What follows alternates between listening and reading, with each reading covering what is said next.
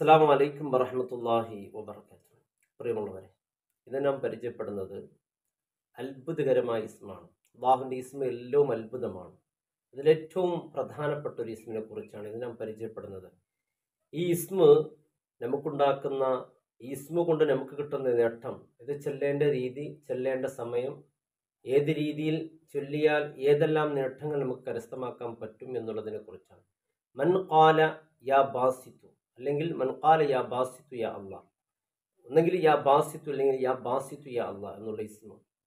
ഇത് പറയേണ്ട രീതി, നമുക്ക് ജിബ്രീൽ അലൈഹി സ്വലാമിൻ്റെ നേരിട്ടുള്ള സഹായം കിട്ടാൻ നാം പറയേണ്ടത് എങ്ങനെ? പ്രത്യേകിച്ച് നമ്മുടെ പൊന്നു മക്കള് നാളെ പരലോകത്ത് നമുക്കെതിരാവാതിരിക്കാൻ. കാരണം നാം വലിയ ഇബാദത്ത്, വലിയ ആഭിദ്യങ്ങളായിട്ട് കാര്യമില്ലല്ലോ. നമ്മുടെ മക്കൾ നമുക്കെതിരായി നിന്നാൽ നാളെ പരാജയപ്പെട്ടു പോകും. അള്ളാഹു കാത്ത് രക്ഷിക്കട്ടെ. നമ്മുടെ മക്കളെ സ്വാലിഹീങ്ങളാക്കാൻ. ഇന്ന് നമ്മുടെ മക്കൾ പരിശുദ്ധമായ ദീനിന് വ്യതിചരിച്ചുകൊണ്ട്, അല്ലെങ്കിൽ സുന്നത്ത് ജമാഅത്തിന് വ്യതിചരിച്ചുകൊണ്ട് അവരെ പരിശുദ്ധമായ ദീൻ തന്നെ അടിയുറച്ചു നിർത്താനുള്ള രീതിയും അത് പറയേണ്ട രീതിയെക്കുറിച്ച് ഇൻഷാ അല്ലാഹ് നമുക്ക് പരിചയപ്പെടാം. യാ ബാസിത്തു യാ അള്ളാഹ് എന്നുള്ള ഇസ്മ 70 ദിവസം 72 തവണ എല്ലാ ദിവസവും പറയുകയാണെങ്കിൽ 10 പ്രാവശ്യം പറഞ്ഞാലുള്ള നേട്ടങ്ങളെ കുറിച്ച് പറയുന്നുണ്ട്. ജിബ്രീലിന്റെ സഹായം നേരിട്ട് കിട്ടേണ്ട നേട്ടങ്ങളെ പറയുന്നുണ്ട്. 72 തവണ നാം യാ ബാസിത്തു അല്ലെങ്കിൽ യാ ബാസിത്തു യാ അള്ളാഹ് എന്ന് പറയുകയാണെങ്കിൽ അത് നമുക്കുണ്ടാക്കുന്നത് നമ്മുടെ റിസ്ക്കിൽ വിശാലത ഉണ്ടാക്കും എന്നുള്ളതാണ്. നമ്മുടെ എല്ലാ കാര്യങ്ങളും, റിസ്ക് എന്ന് പറയുമ്പോൾ ഭക്ഷണം എന്ന് മാത്രമല്ല, നമുക്ക് പല കാര്യങ്ങളുണ്ടാവും. നമ്മുടെ മക്കളുടെ വിവാഹം പ്രായം എത്തുമ്പോൾ ആ വിവാഹം കഴിച്ചു കിട്ടാനും, അതുപോലെ നമ്മുടെ മറ്റു ആവശ്യങ്ങൾ അതത് സമയത്ത് നമുക്കതൊക്കെ വളരെ കൃത്യമായി സന്തോഷത്തിൽ, മനസ്സിൽ പ്രയാസമില്ലാത്ത രീതിയിൽ അതൊക്കെ നമുക്ക് പൂർത്തിയായി കിട്ടാൻ എല്ലാ ദിവസവും 72 ദിവസം നാം യാ ബാസിത്തു യാ അള്ളാഹ്, അത് 70 ദിവസം 72 പ്രാവശ്യം പറഞ്ഞാൽ നമ്മുടെ മക്കൾ സ്വാലിഹീങ്ങളാകും.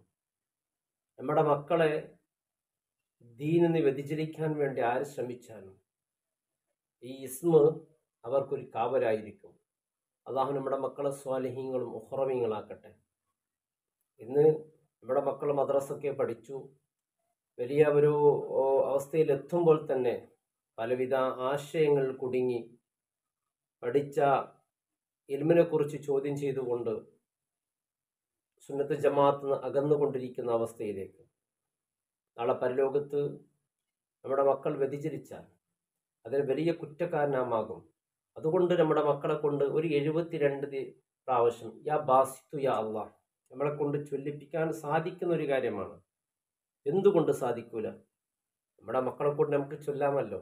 യാ ബാസിത്തു യാ അള്ളാഹ് 72 പ്രാവശ്യം പറയാൻ എത്ര സമയം വേണ്ടി വരും?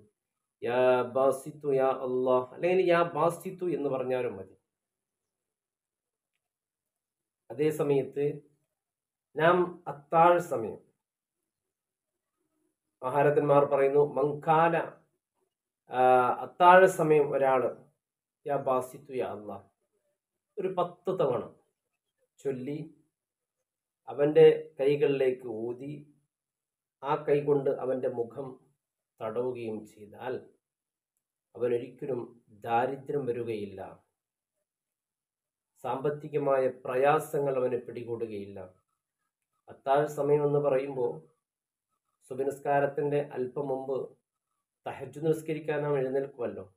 അങ്ങനെ തഹജ്ജുദ് നിസ്കരിക്കുക, അതിൻ്റെ ശേഷം യാ ബാസിത്തു യാ അള്ളാഹ് എന്ന് 10 പ്രാവശ്യം ചൊല്ലാം എന്ന് ചൊല്ലി ഇരു കരങ്ങളിലേക്ക് ഊതിയാൽ, അതുപോലെ നാം ഒരു ബിസിനസ് തുടക്കം കുറിക്കുകയാണ്, അതല്ലെങ്കിൽ മകളുടെ കല്യാണം, അല്ലെങ്കിൽ നല്ലൊരു ഇണയെ കിട്ടാൻ, മറ്റെന്തെങ്കിലും നമുക്ക് നല്ല നല്ല ഉദ്ദേശങ്ങൾ വെച്ച് നാം എന്തെങ്കിലും ഒരു സംരംഭം തുടങ്ങുകയാണ്, അതിൽ വലിയ വിജയം കിട്ടണമെന്ന് ആഗ്രഹിക്കുന്നവർ 4000 തവണ യാ ബാസിത്തു യാ അള്ളാഹ് എന്ന ഇസ്മ 4000 തവണ 40 ദിവസം തുടരെയായി ചൊല്ലുക.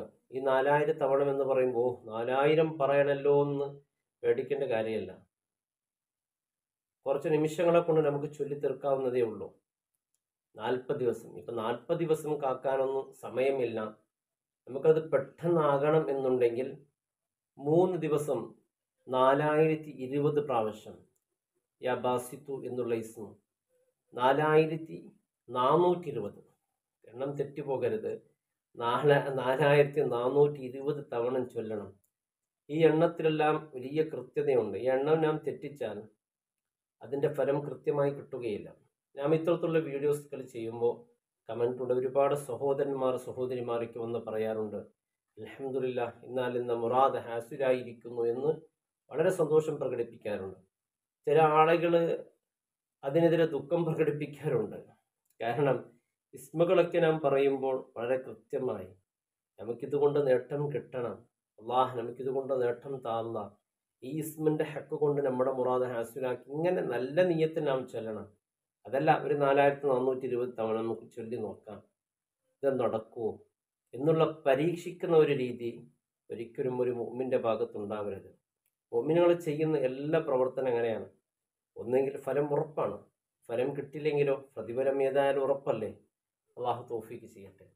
അപ്പോൾ യാ ബാസിത്തു എന്നുള്ള ഇസ്മ, അതേ സമയത്ത് ഈ യാ ബാസിത്തു യാ ഇസ്മി എന്നുള്ള ഇസ്മ നമുക്ക് നേരിട്ട് ജിബ്രീലിൻ്റെ സഹായം കിട്ടാൻ വേണ്ടി നാം പറയേണ്ടത് അജിബ് യാ ജിബ്രീലു ബിഹഖിൽ ബാസിത്ത് എന്നാണ്. അജിബ് യാ ജിബ്രീലു, മൻ ഖാല അജിബ് യാ ജിബ്രീലു ബിഹഖിൽ ബാസിത്ത് എന്ന് നാം ചൊല്ലുക 2002 തവണ. 2002 തവണ ഈ കണക്ക് കൃത്യമായി നാം ചൊല്ലണം.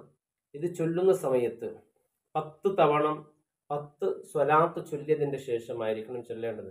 ഈ സ്വലാത്ത് നബിയുടെ പേരിൽ മാത്രമല്ല, നബിയുടെ കുടുംബത്തിനെ ഉൾപ്പെടുത്തിക്കൊണ്ട് അല്ലാഹുമ്മ സ്വല്ലി അലാ സയ്യിദിന മുഹമ്മദിൻ വഅലാ ആലി സയ്യിദിന മുഹമ്മദ്, അതായത് നബിൻ്റെ കുടുംബത്തിൻ്റെ പേരിലും സ്വലാത്ത് ചൊല്ലി അതിൻ്റെ ശേഷം 10 സ്വലാത്ത് ചൊല്ലാം. പിന്നെ 2002 തവണ ചൊല്ലി കഴിഞ്ഞിട്ട് വീണ്ടും 10 സ്വലാത്ത് നബിയുടെ കുടുംബത്തിന് പേരിൽ ചൊല്ലാം. എന്നിട്ട് അള്ളാഹുവിനോട് ദുആ ചെയ്യുക. തീർച്ചയായും നമുക്ക് ജിബ്രീലിൻ്റെ പ്രത്യേകമായ സഹായം കിട്ടുന്നതായിരിക്കും. ഈ ഇസ്മ കൊണ്ട് ഒരുപാട് നേട്ടങ്ങളുണ്ട്. നിസ്കാരത്തിൻ്റെ ശേഷം, എല്ലാ നിസ്കാരങ്ങൾക്ക് ശേഷം യാ ബാസിത്തു യാ അള്ളാ എന്നുള്ള ഇസ്മ 21 തവണ ചൊല്ലുകയാണെങ്കിൽ നമ്മുടെ റിസ്കിൽ വിശാലത കിട്ടുമെന്നാണ് മഹാരഥന്മാർ പഠിപ്പിക്കുന്നത്. അല്ലാഹു റബ്ബ് സുബ്ഹാനഹു വ തആല ഈ പരിശുദ്ധമായ നാമം കൊണ്ട് അള്ളാഹു നമ്മുടെ സർവ്വ മുറാദുകളും ഉദ്ദേശങ്ങളും അള്ളാഹു ഹാസിലാക്കി തരട്ടെ. അസ്സലാമു അലൈക്കും വറഹ്മത്തുള്ളാഹി വബറകാതുഹു.